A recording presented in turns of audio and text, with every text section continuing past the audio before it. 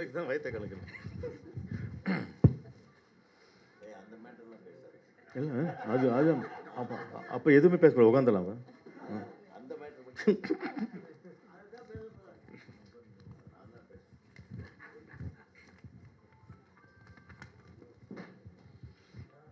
எல்லோருக்கும் முதற்கண் வணக்கம். ராதிகா மாஸ்டர், நான் ஒரு படம் பண்ணி முடிச்சிருக்கேன். அதுக்கு வந்து ராதிகா மாஸ்டர் தான் choreographer for all the songs. So that's one of the main reasons I'm here. And இந்த படம் த ப்ரூஃப் அப்படின்னு ஒரு அருமையான ஒரு டைட்டில் கொடுத்துருக்காங்க. இது common for all languages. Already is a trilingual. Tamil, Telugu, ஹிந்தியில் பண்ணுறாங்க. நல்ல சாதுரியமான ஒரு முடிவு. லோ பட்ஜெட் ஃபில்ம்ஸ், சின்ன இடத்துல எடுத்து ஃபனல் இப்படி மேலே போகிற மாதிரி மோர் சேல்ஸ் ஏரியாஸ் ஓப்பன் பண்ணுற அளவுக்கு ஒரு சாதுரியமான ஒரு முடிவு. ஒரு அன்ஃபேர் அட்வான்டேஜ் ஒன்று இருக்குது நம்ம மிஷ்கினுக்கு இருக்கிற மாதிரி. அதை நம்ம யூஸ் பண்ணிக்கிறது பொறுத்து இருக்குது. மிஷ்கினுக்கு அழகான சிரிப்பு வரும், நான் சிரிக்கவே மாட்டார், கோவத்தில் இருப்பார். அருமையான கண்கள், அது கூலிங் கிளாஸ் போட்டு மறைச்சிடுவார். நமக்கு பகல் வேலையில் வந்து எதிர்த்தாப்பில் எம்ஜிஆர் சிவாஜிக்கே வித்தியாசம் தெரிய மாட்டேங்குது. ஒரு ராத்திரியில் 12 மணிக்கு ஊசியில் நூல் கோக்கிற அளவுக்கு கூலிங் கிளாஸ் போட்டு அந்த அளவுக்கு ஒரு அட்வான்டேஜஸ் இருக்குது. He has an unfair advantage there. அவர் படம் ட்ரெயினில் நான் நடிச்சிருக்கேன். அவர் நடித்து காட்டுறாரு, ரொம்ப வயிற்றுச்சலாக இருந்தது. அந்த கண்ணும் அந்த சிரிப்பு எங்கிட்ட இல்லையே அப்படின்னு. அதுபோல் ராதிகா மாஸ்டர், இந்த ஸ்டண்ட் மாஸ்டர், அவங்களுக்கு ஒரு அன்ஃபேர் அட்வான்டேஜ் ஒன்று இருக்குது. அந்த stunt master and dance master ஒண்டி தான் எவ்வளோ பெரிய ஹீரோ இருந்தாலும் முதல்ல வந்து காலில் விழுந்து வணக்கம் கௌரவித்த பிறகு தான் அவங்க வந்து ஷாட்டுக்கே போகிறாங்க. பாவம் இந்த டேரக்டர், எந்த டேரக்டருக்கும் அந்த கோடிப்பெண்ணை கிடையாது. அவன் பாவம் க்யூவில் நின்றுட்டுருப்பான். அவன் தேடணும். முருகதாஸ் ரமணா ஷூட்டிங்கில் உள்ளே அலோவ் பண்ணல, சின்ன பசங்கள்லாம் அலோவ்டு இல்லைன்னு. அந்த டேரக்டர்னு சொல்லி ப்ரொடெக்ஷன் மாதிரி வெளியில் அனுப்பிச்சு உள்ளே கொண்டு வந்தாங்க. Radhika master has that unfair advantage because she has a total leadership போகணும். ஒரு டைரக்ஷன்னா லீடர்ஷிப் போகணும். உனக்கு சினிமா கிராஃப்ட் தெரிஞ்சிருக்கலாம், எல்லாம் தெரிஞ்சிருக்கலாம். லீடர்ஷிப்னா நம்ம மிஷ்கின் மாதிரி total control, both craft, the people, everything, the business of it, the industry of it. So அவங்களுக்கு வந்து எல்லோரும் மேய்ச்சி கட்டி அவங்களுக்கு வந்து ஒரு ட்ரைனிங் இருந்ததுனால it is easy for them to direct a film. அதான் வந்து ஸ்டண்ட் மாஸ்டர்லாம் வந்து டைரக்டர் ஆகிடுறாங்க. பிரபுதேவா டைரக்டர் ஆகிடுறாரு. புதுசாக ஒன்று வந்திருக்கு. இப்போ அவங்களோட சன்னு தீபக் இந்த பக்கம் மியூசிக் டைரக்டராக இருக்கு. இந்த படத்தில் அறிமுகப்படுத்திருக்காங்க. தீபக் நல்ல 6 feet 4 inches ஹைட்டு. அவர் என்ன ஆகணும்னு கேட்டால் ஆக்டர் ஆகணும்னு சொல்கிறதுக்கு பதிலாக மியூசிக் டைரக்டர். ஏன்னா மியூசிக் டைரக்டராக அடுத்தது ஆக்டர் ஆகிடலாம் ஈஸியாக. அது ஜிவி பிரகாஷாவோ விஜயாண்டனோ அடுத்தது.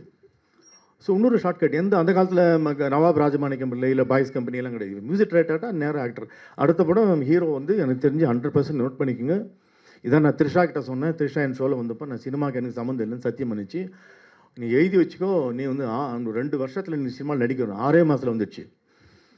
அதுபோல் இவர் வந்து தீபக் வந்து சும்மா இதான் நாம்கே வாசி நில்லுங்க கொஞ்சம் எல்லோரும் பாருங்கள். அவர் பாருங்கள், சும்மா ஒரு மியூசிக் டைரக்டர்னா ஆக்டர் ஆகலாங்கிற ஒரே ரீசனுக்காக தான் மியூசிக் பண்ணிடுறேன் அந்த படத்தில். I wish you extraordinary success in the music of this film as well as your career as an actor.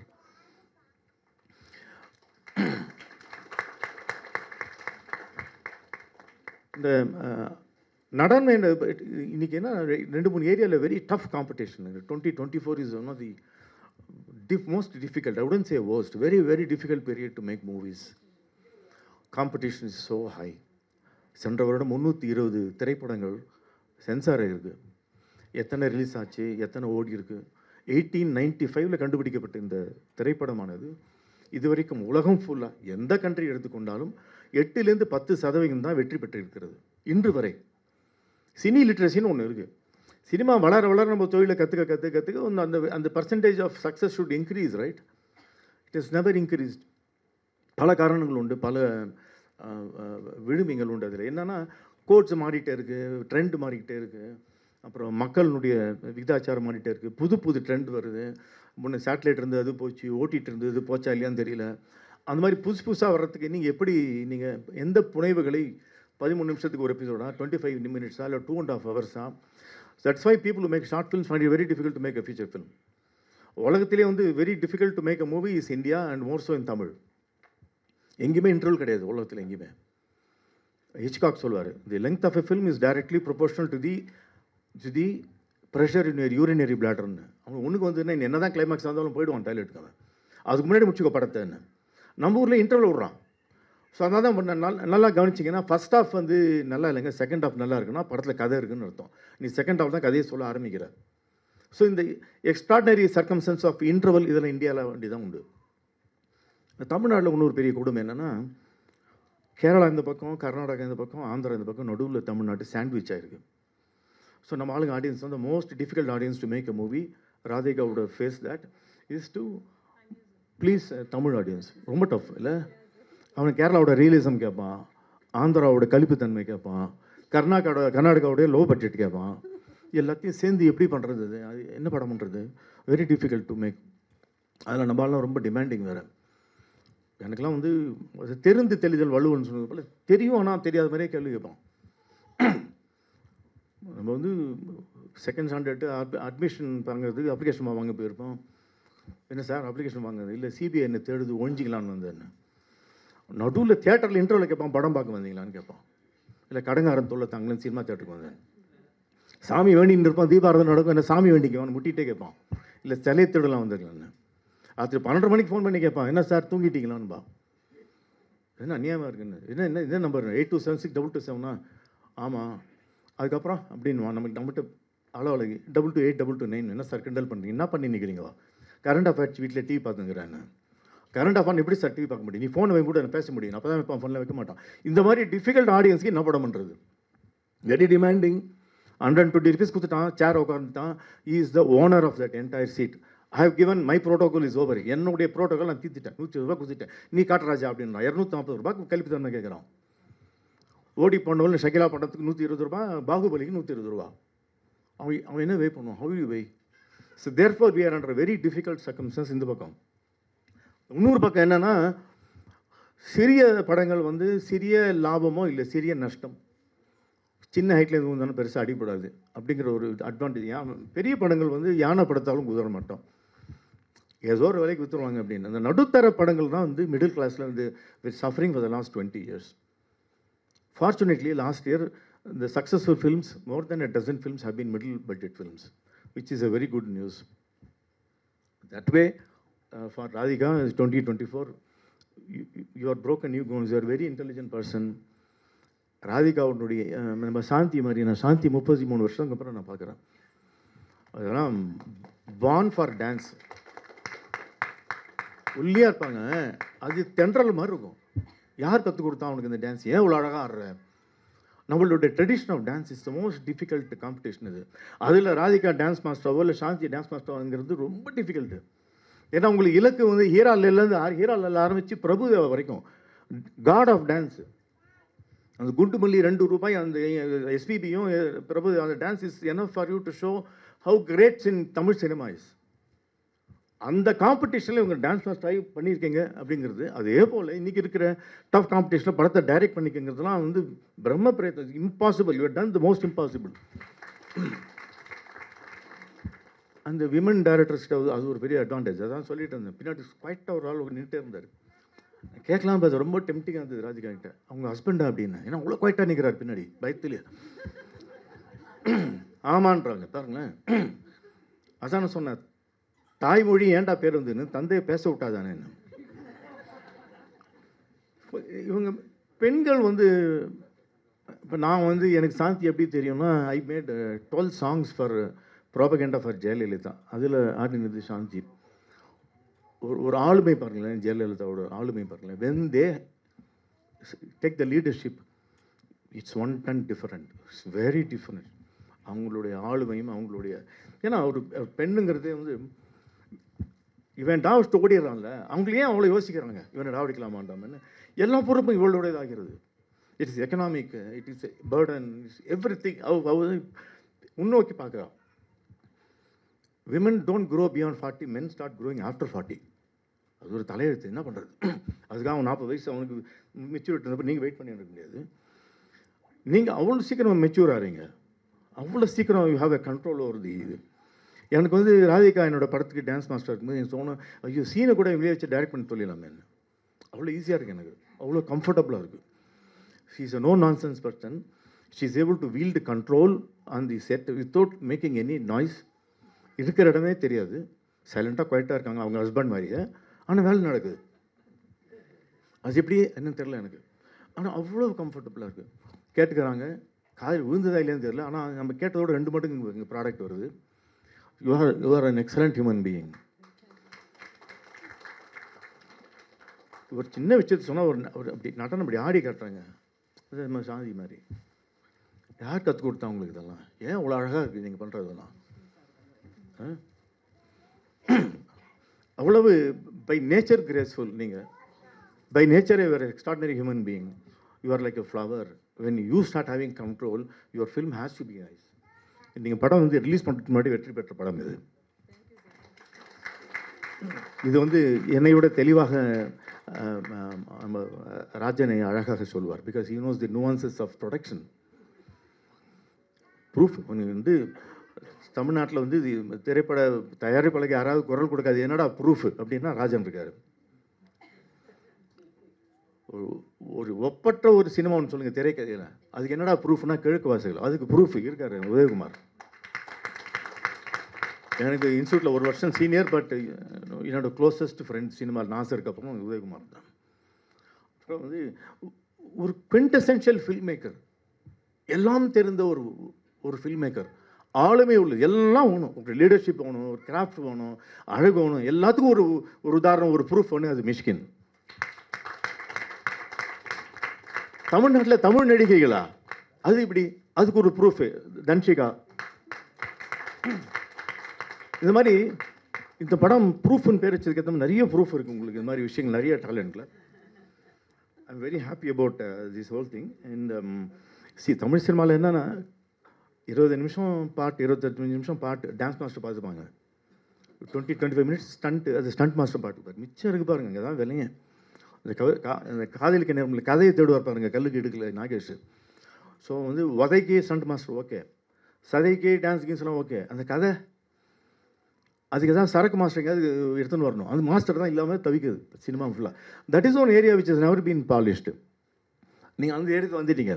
So dance மாஸ்டர்ஸ்லாம் டேரக்டராக வந்துட்டீங்க. இங்கே மாதிரி டேரக்டர் நான் ஆர்வி பண்ணி நடிக்க போயிட்டோம். டோட்டல் கன்ஃபியூஷனில் இருக்குது இண்டஸ்ட்ரி.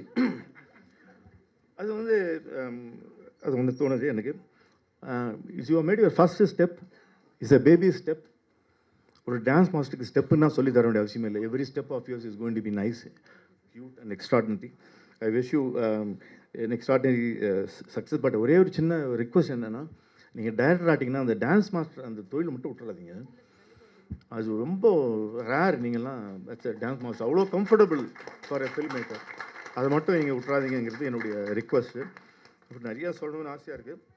ஆனால் I will finish with this because ஏன்னா இப்போ தமிழ் சினிமாவில் படம் எடுக்கிறது ரொம்ப டஃப்பாக இருக்குது.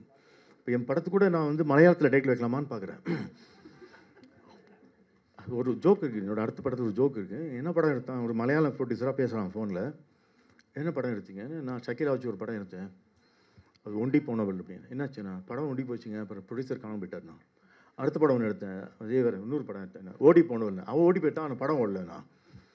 என்ன நாங்கள் கேள்விப்பட்டதே இல்லை, மலையாளத்துலையும் கேள்விப்படல, தமிழ்லையும் இல்லை. மலையாளத்தில் பண்ணி ஸ்ட்ரெயிட் டப்பிங்கா. ஸோ மலையாளத்தில் பண்ணிவிட்டு மலையாளத்தில் ரிலீஸ் பண்ணுறதுக்கு இல்லை, தமிழ்நாட்டில் ரிலீஸ் பண்ணுறதுக்காக ஸ்ட்ரெயிட் டப்பிங். இப்போ எனக்கு என்ன தோணுதுன்னா, எனக்கு இந்த ஸ்ட்ரெயிட் ரீரிலீஸ் பண்ணலாமான்னு. இப்போ இவெல்லாம் கெட்டிக்காரன், இப்போ புரியாத அவன் பண்ணலாம், 10 வருஷம் கழிச்சு அவனுக்கு புரியும். நான்லாம் எவ்வளோ பேர் கெட்டிக்காரன் பாரு. ஏன்னா ரீரிலீஸில் தான் ஓடப்போகுது அது. ஸோ அவன் வந்து போடுறான், விதைய போடுறான். இது லேண்டில் இன்வெஸ்ட் பண்ணிட்டா 10 வருஷம் கழிச்சுன்னு. இப்போ தான் அவன்லாம் கெட்டிக்காரன்னு தெரியுது, நான் லூஸ் நினச்சிங்கிறான் அவன்லாம். அதுபோல் இப்போ ரீரிலீஸ்லாம் ஓடுறது மாதிரி எல்லாத்தையும் எடுத்து வச்சுங்க படத்தை. இங்கே அடுத்த 2-3 படம் எடுத்து வச்சுங்க, 10 வருஷம் இப்போ ரிலீஸ் பண்ணுங்கள், நல்லா சூப்பராக ஓடும்.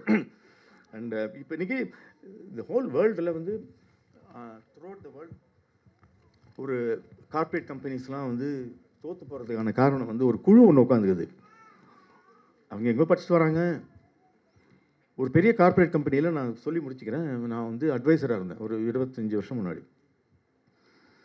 அப்போது வந்து நான் வந்து அக்விசிஷனுக்கு அட்வைசராக இருந்தேன்.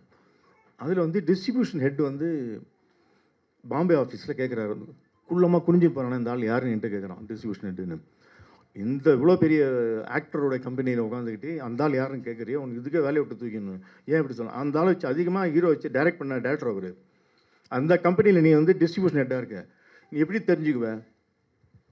அப்போ ஒரு படம் பண்ணுறாங்க, அந்த படத்துக்கு வந்து அட்வான்ஸ் வாங்குற ராஜஸ்தான்லேருந்து லட்டாஜின்னு ஒரு ஃபேமஸ் ஒரு டிஸ்ட்ரிபியூட்டர், ராஜன் சாருக்குலாம் தெரிஞ்சிருக்கும்.